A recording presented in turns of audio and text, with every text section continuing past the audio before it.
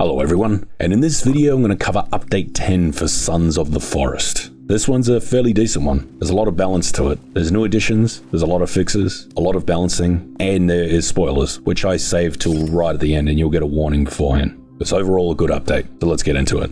Now the first thing is that they've added corner roofs to the game. This is something that I've been wanting for a long time. I remember trying to replicate it in many videos, and now a lot of those videos will probably be outdated because of this one. I can't wait for all the comments telling me that there's already been added to the game and that my idea was stupid. But I'm going to leave it there anyway just to annoy people. But this works pretty simply. You can now place a log going from one corner to the next corner in a diagonal shape, and then you can place planks on it so you can now build corner roofs or corner ramps. Now there is a thing in the game that each plank costs a full plank. Even if it's a little small one, it will cost a full plank. I can't imagine this is going to be a thing for very long. They're probably going to fix it if they can, because otherwise these aren't cost effective to build. You're basically paying for two roofs on one section because you've got to put the planks on one side and then the other side, and it's costing a full plank each one. But it does look pretty cool though. Just keep in mind that if you are going to do this, it's quite expensive, but the look is a lot better. And it's better than the original idea I had for this, which was to use rope bridges.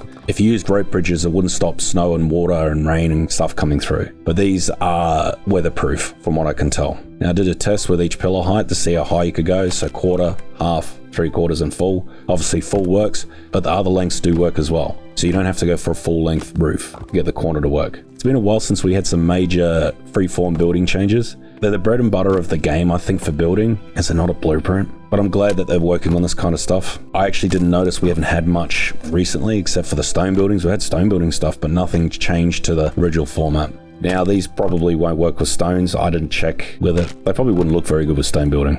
But you never know. There's probably a lot of potential what you could do with these corner ramps or corner roofs. I have to test more with them. I did see if you could go 1 1/4 lengths high with the logs, and it doesn't work. The max height you can go is 1 full log. In the snow, they do look pretty good, I found. However, I checked the ones that were on the ground and the snow was coming through. I'm not sure why. Probably because the starting point's on the ground. I built a roof or ceiling above it and it just blocked off that one section. I double checked it and it's still not working, so I don't know what the story is with this. I'm just going to assume it doesn't work if it's attached to the ground. This might have already been a thing, I don't even know. But yeah, cool addition. Can't wait to play around with this one. The next thing is that they've added stone floors to the game. These work identical to the normal floors you build with wood, except they're built with stone. It's going to be very expensive to build these if you're looking at doing it, but they do look really nice. However, they're going to take a long time to build, and a long time to place, and a long time to gather the stones. If you are up for the investment, the time investment, you can do it, but don't underestimate how long it takes. In my playthrough, I'm building a stone castle at the moment, and it is taking a very long time. Be careful how much you're going to commit, as this is a time vampire, a big one. If you do lengthways and crossways, as in change the direction, it does make the stone floors look quite nice, I noticed. So yeah, it's a good idea to crisscross them. You don't have to worry about that later on because you have to pull it all up again. Not recommended. You can also use these to make ceilings. So it's not just floors. These will block out the weather. So they'll block out snow and rain and all that sort of stuff. As for the sound, they're a lot quieter to walk on, which I find quite appealing.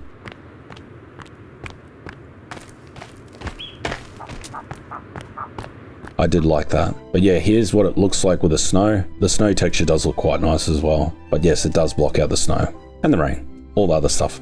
The next one is that they've added plank railings to the game.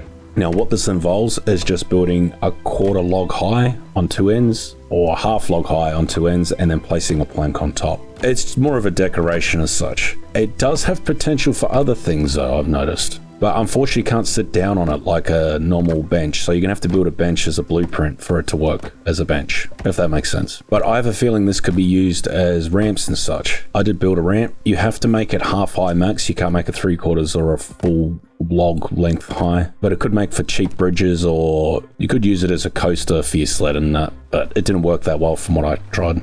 The next one is that they've added a large log storage or a large log holder. This costs 40 sticks compared to the other one, which is 8 sticks. However, this large log holder can hold 24 logs compared to the other one, which can only hold 6. And also, just so you know, there's a bug in the game where you can actually place it inside another one. Pretty sure that's a bug. I don't think they intended it to be that way. Maybe if there's logs already in it, you won't be able to place it, but I'd recommend not doing this because it might cause issues with the game or in later updates. It stacks one log higher than the other one, but it is a lot wider and such. I would have preferred to see it a bit higher, but maybe they want it so you can fit it inside buildings and such. And that's my guess. Now, I tested it out with a zipline log catcher and it works pretty well. I'd probably recommend this one over the other one. The other one's just annoying, but it is a lot cheaper. But it's jank to try and fit it in things, but you can't even pick it up and move it. You can't pick this one up and move it, it just falls apart. Obviously, it's too big. So if you can't carry the small one, how are you going to carry the large one? The next thing is that they've added a deer hide rug, and this just uses the normal hide that you get off deer or off moose. Unfortunately, you can only place it as a deer hide, so you can get deer hide from a moose, which doesn't really make sense.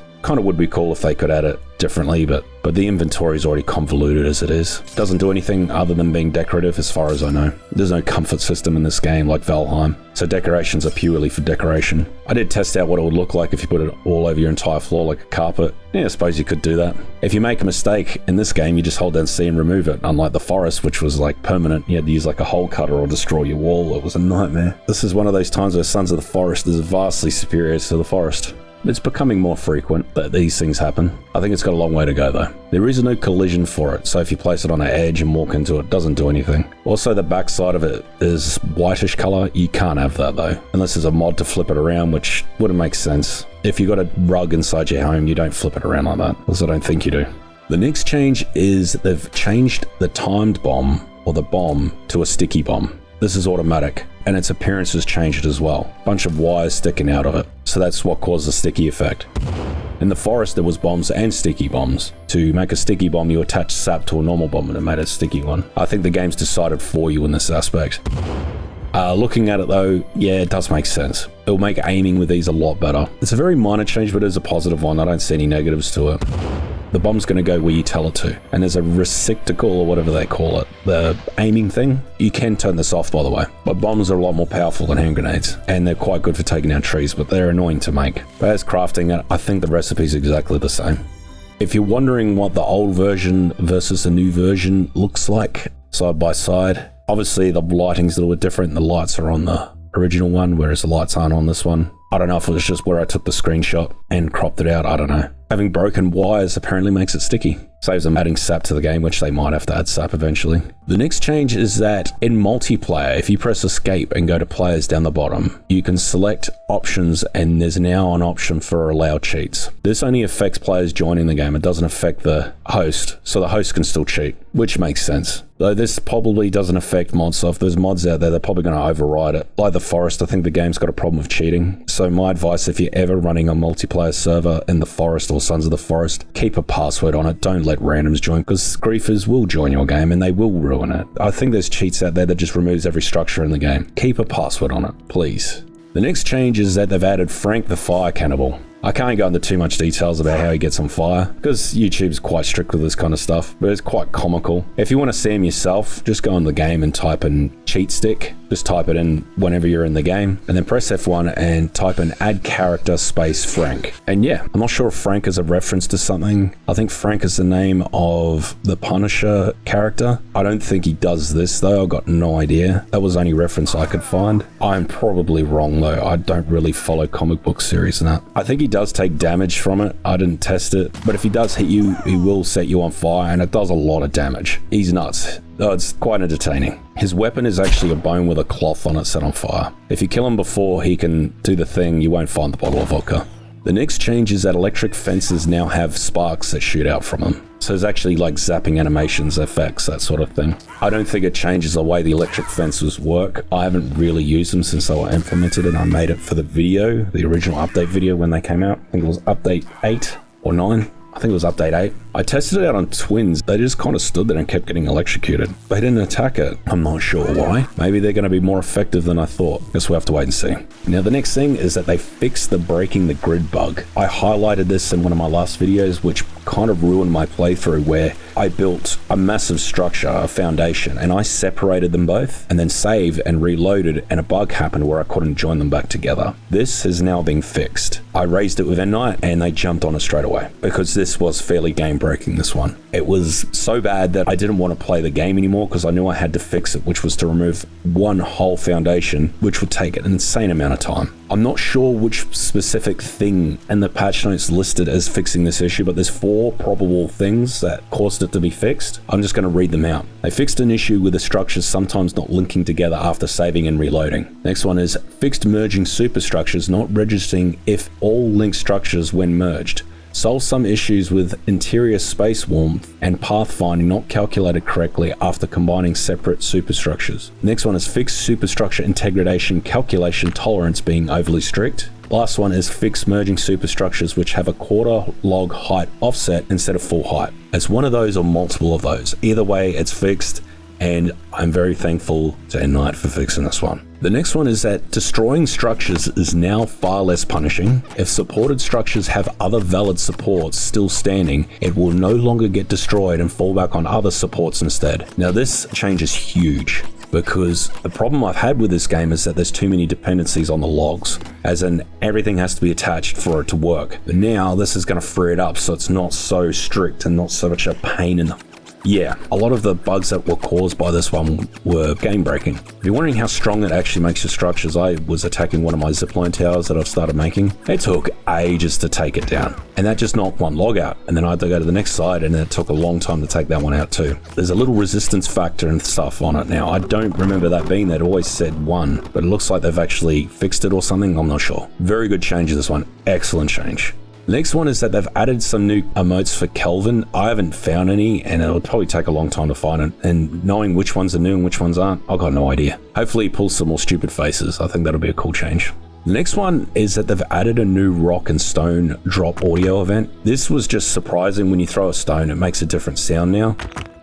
But also there's a bug. It's way too loud. So N-Knight, if you're watching this, you got to tone down the volume of it. It's peaking, and that's not good. As for the sound itself, it seems fine. I'm not sure why they changed it. The next change is that they've added a north direction to the GPS tracker screen. This just appears on your GPS, and it's the same one on your HUD, so it faces the same way. Yeah, I think it's a good change. Little minor things like this, nice. They've added an option for subtitles which can be toggled in the gameplay menu. There isn't many scenes that I can think where this would be relevant. It's for story ones. I'm not going to spoil the game by showing them, though it's good for people who don't speak English, and I'm sure there's a lot of people out there. I don't know if they've got voice lines for every language, got no idea. Now the next change is that cannibals will now sometimes carry fire torches. I wandered around in the nighttime for about 10 minutes, speedy run, whatever it's called, moving really fast trying to find cannibals that had these. I couldn't find them. I did, however, find that rope bridge that the game world has. You can find these around. They're quite rare, but they can't be destroyed, and they're part of the game world map. If you haven't seen them, this is what they look like.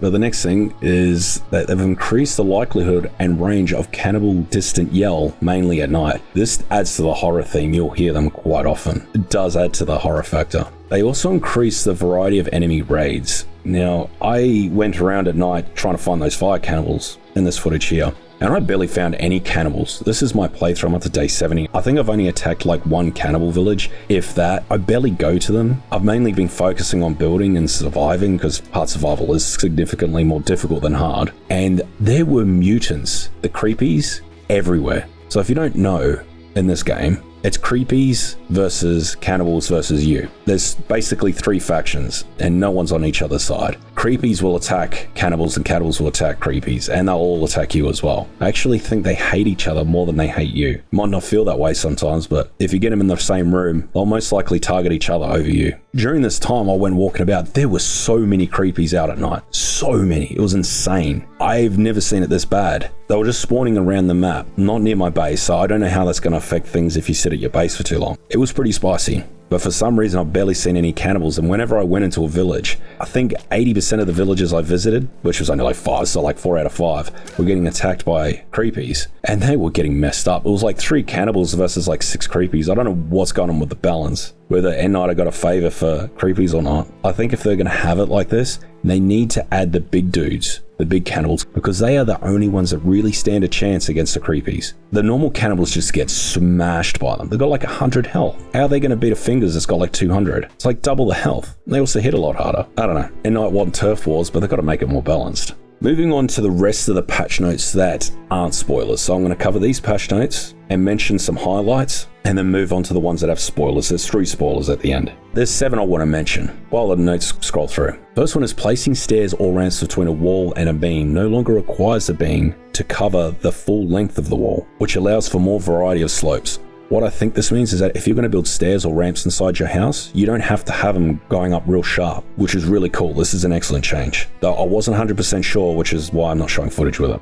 The next one is significantly improved construction processing costs when joining a multiplayer game with a large amount of structures to help clients getting disconnected sometimes. This was a big problem in the forest. If you had a big base and you had friends join your multiplayer game, they walked into your base, oof, they would be there for a long time, waiting for it to load. The next one is that creepies on fire will now more often rush and attack players. This is kind of the same as the forest. When you set them on fire, they became unpredictable and quite chaotic. And the next one is that they've removed particular controller component from wall torch particles, which will improve the performance in saves with hundreds of wall torches. And they also did an FX optimization on standing fire and skull lamps. So basically wall torches, standing fires, and skull lamps are going to be much more optimized. So you can have a lot of them. My guess is that you might be able to actually build them in caves and make caves a lot better. I'm actually going to do that now. That's actually a good idea. I did that in the forest. Next one is that they fixed an issue where enemies could fall from the sky. I don't know if you've ever seen this, but it was actually quite comical. They literally spawn in from the sky and drop down. They fixed a bug allowing the placement of a cooking pot on a standing fire and sanitized saves with the fires that have pots. So you could cook on the standing fire. That's actually kind of cool. I hope they have another solution for that. I never tested that one out. It would have been cool to see. And the last one is that they fixed issue with deer sometimes not being alert and move away and increase the run speed slightly. The main reason I'm mentioning this one is that they've increased the speed that deer move. So chasing them down with melee weapons is probably going to be significantly more difficult. Even a slight change, you're probably not going to be able to hit them anymore. Alright, so going on to the spoiler ones. There's only 3, so it's not major. They've added a Holosprings introduction video to the screening room of Bunker Entertainment. So the little cinema where the chainsaw is, and you can't take a seat on the chair while watching it, which is most unfortunate. I think this is a bit game breaking and I need to fix this. Now, instead of looking at it and recording it, only Reformer sent me a full quality version of it. It's only in 720p. I did a pass on it using AI to increase its quality up to 4K. It has made it look a lot better, but there are some little errors in it. But I'm going to show you the footage without me speaking. Here it is. Welcome to Holosprings, a safe underground community for a select few. Built by visionary billionaire Edward Puffton, Holosprings offers unparalleled comfort and luxury.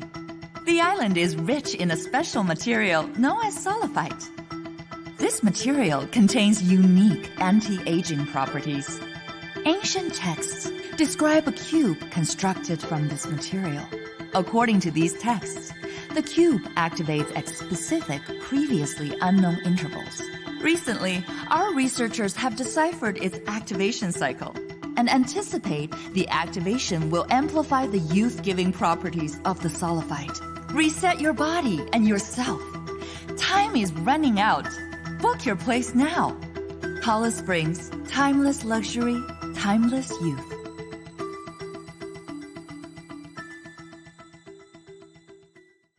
Now it was lovely, wasn't it? At least we've got a name of the mineral, which I can't read because I'm reading from the patch notes right now. Wonder if it'll become a building material at night, eh? The next addition is that there's a helicopter flyover moment after leaving Bunker Residential. Now this bunker's the one where you let Timmy into the Bunker Luxury and then you go and leave. So my guess is that that woman or man thing is actually in the helicopter flying over to Bunker Luxury. It's not much of a thing, but it is a thing. Maybe it's a sign we're going to get helicopters in the game soon. And the final one is that they've reworked the Gold Room cutscene, adding new animations, effects, audio, and music. This is where the subtitles also shine. Now, I'm just going to let this play and end the video here, because why not? I don't have anything to say after it, except for it's a good addition. Yeah, I can't make sense of it because I don't really follow the story though, but it definitely opens up some story things to it. Anyway, if you like this video, make sure you like and subscribe. Cheers.